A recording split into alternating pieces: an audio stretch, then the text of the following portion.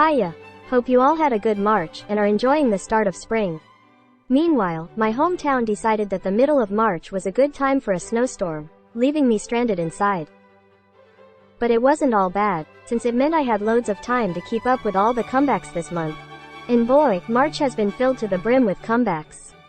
NMIXX, Twice, Jimin, and of course, the most anticipated debut in 6 years. But before we get to all that, let's start small. Nugu has been used as an insult to smaller groups for years. Groups that are branded as Nugu are often those that struggle to achieve success, not because of a lack of talent or good music, but simply because they are massively disadvantaged in the K-pop industry. But Crazy absolutely reclaims it with Nugudom, and it is so close to being a perfect song. This isn't the first time Crazy have sampled a classical piece of music in a song, but it is the first time they've sampled one for the chorus. So when I heard they had sampled Por Una Cabeza, I was so excited to hear it. But the end result just turned out to be quite messy. I don't think the singing meshes with the sample at all, which is such a shame because their vocals are exceptional and the instrumental by itself is also very good. They just do not work together. I think it would have sounded much more cohesive if they hadn't used the sample at all, because the rest of the song is really damn good. I love the pre-chorus, and the first part of the chorus is really catchy as well. There are even bits of the sampled part that I love, like Swan's lines that are incredibly addictive, and Karen's Light Up the World, which is pure iconic. The lyrics are a powerful criticism of the invisible hierarchy in the K-pop industry, and an honest representation of the struggles that Nugu groups have to deal with. Despite its flaws, I do really love this song, and I wish nothing but the best for Crazy in the future, because they have the talent to succeed, they just need an opportunity. Speaking of small groups, another Kingdom comeback went unnoticed by basically everyone. Dystopia is far from being their best song, but it's not bad by any means. The music video is gorgeous, the instrumental is incredible with the traditional influence, and the members give a very good performance, both vocally and in the choreo. The big problem with this song is definitely the chorus. It's just not as much as it needs to be. It feels like the members are giving 100%, but the backing is only at 50%. It leaves the chorus feeling and sounding quite empty, which is a shame because I feel like it had a lot of potential that just wasn't quite reached. In other news, Cravity Groovy was really fun. Nothing ridiculously new or original, but a bright poppy song at a time where most boy groups are still messing around with noise music. Another group that hasn't played around with noise for their recent comeback is Trendz New Dayz was really unexpected but not disappointing. I love the melodies in the pre-chorus, and even though I'm not usually a fan of anti-drops, this one really works, because it's followed by a much stronger post-chorus which is near addictive. My only wish is that after the rap in the bridge, they had gone straight into the post-chorus instead of doing the emptier chorus again. I think it would have made a much more memorable and impactful ending.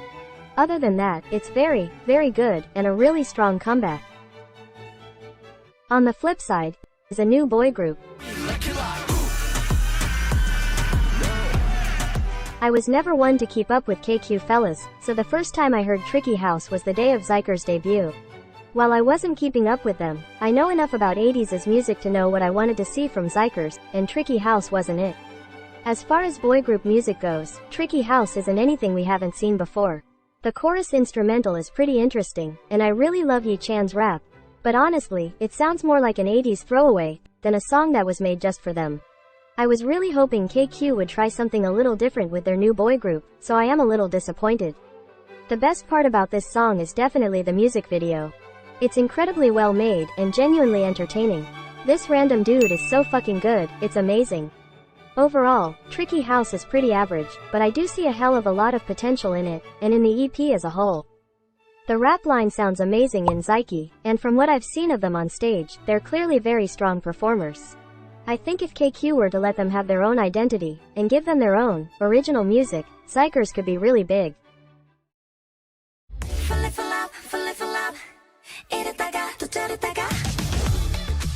Billlie is very quickly cementing themselves as the fourth gen group to look out for.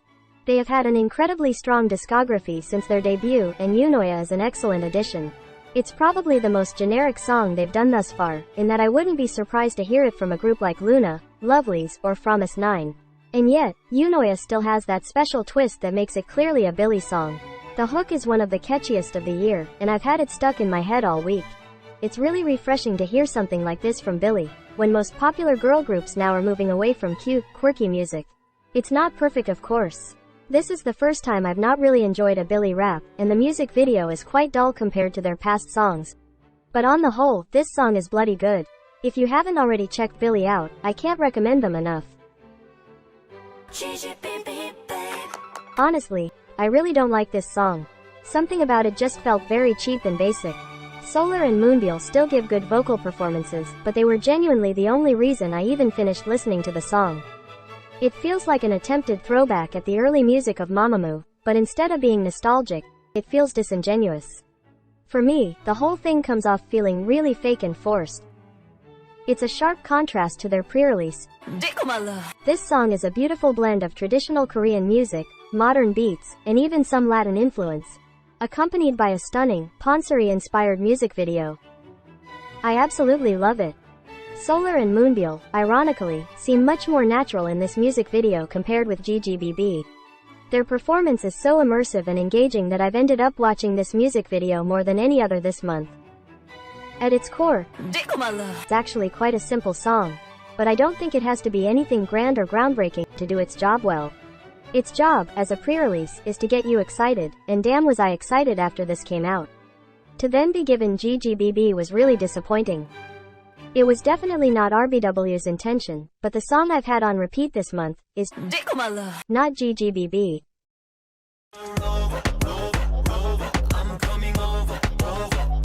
If I didn't already know that Rover was a remake, I never would have questioned that this song was made just for Kai.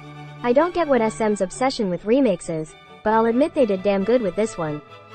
They took what was already a pretty good song, and made it into a Kai song. Kai's natural charisma and talent absolutely shine in Rover, and I love it. I also may or may not have watched one too many Rover edits, but that's between me and God. I'm not going to pretend I understand what's going on in the music video, but it doesn't really matter because it still works with the song.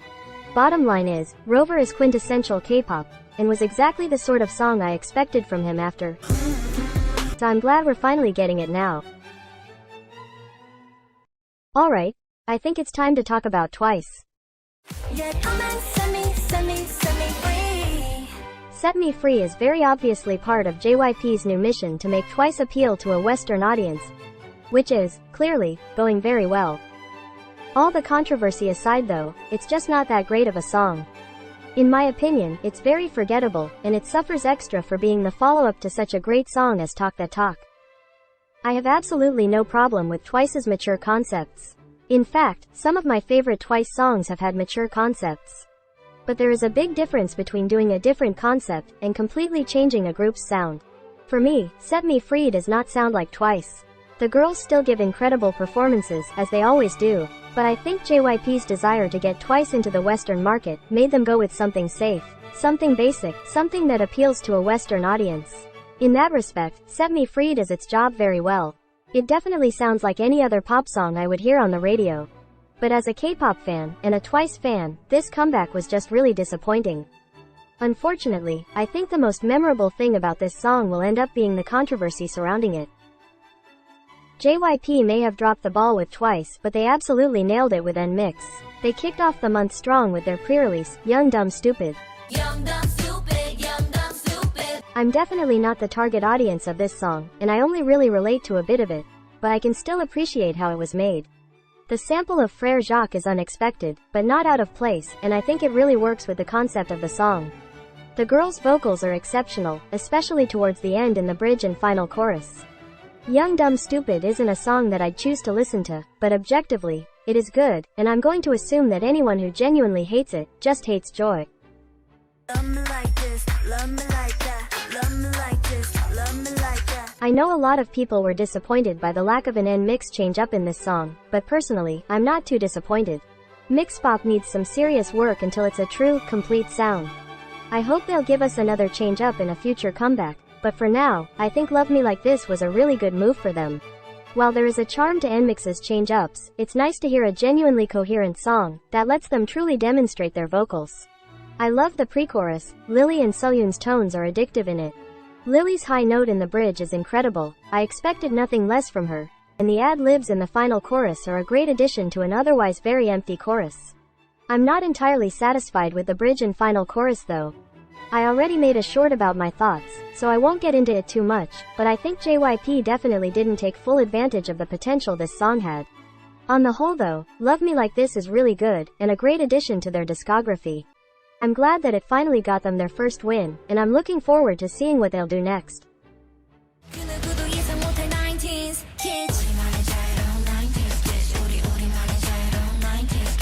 The first time I listened to Kitsch, I hated it. The drop was way too jarring compared to the light, poppy sound of the verses. Then I listened to it again, knowing what was coming, and suddenly the drop wasn't jarring, it was exciting. I can safely say now, after a few dozen listens, that this is a fucking good song. It is addictive from start to finish, and the music video, while simple, fits it perfectly.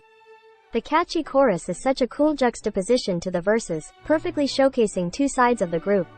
I was surprised how well Wonyoung fit into this type of concept, but all 6 of them suit it perfectly. Liz too, even if she only had one line.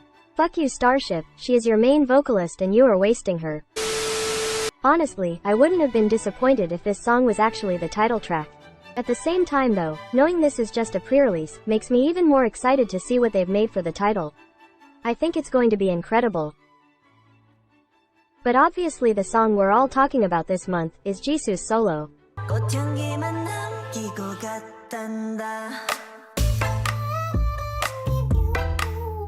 I like it. It's a solid song. The controversy about Flower isn't about whether or not it's a good song though. It's about whether it was good enough. This is her solo debut, 6 years after debut, the last solo debut of her group, and this is what we get. An anticlimactic chorus, low-key verses, and an unsaturated music video? Flower isn't a bad song, but to me, it feels more like a B-side than a title track. You know what does sound like a title track?